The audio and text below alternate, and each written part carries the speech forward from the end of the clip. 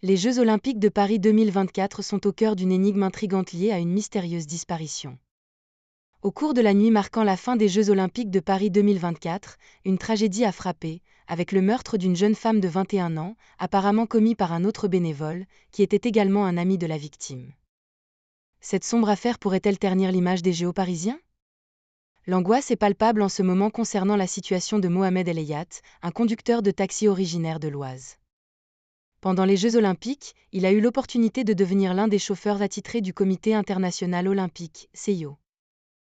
Grâce à ce rôle, il a eu l'honneur de conduire des personnalités emblématiques du sport, telles que Zinedine Zidane, Serena Williams, Lindsey Vonn et Tony Estanguet, le président du comité d'organisation des JO de 2024, COJO. Lors d'un entretien récent avec l'édition Oise du Parisien, Mohamed El Ayat a exprimé sa joie et sa fierté d'avoir participé à une expérience exceptionnelle et mémorable.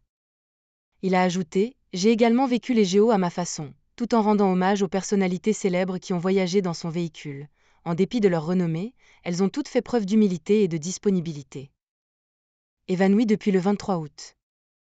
D'après des informations relayées par Le Figaro, un candidat écologiste qui avait participé aux récentes élections législatives dans la 2e circonscription de l'Oise, où il avait obtenu 3,70% des voix, est introuvable depuis le 23 août. Le parquet de Beauvais a donc décidé d'ouvrir une enquête pour disparition préoccupante. Les enquêteurs ont mobilisé divers moyens, incluant des équipes au sol, un hélicoptère, des plongeurs, des dispositifs de détection thermique, ainsi qu'un chien de la race Saint-Hubert, dans le but de retrouver la personne disparue, indique Frédéric Train, procureur de la République à Beauvais, dans une déclaration au journal mentionné.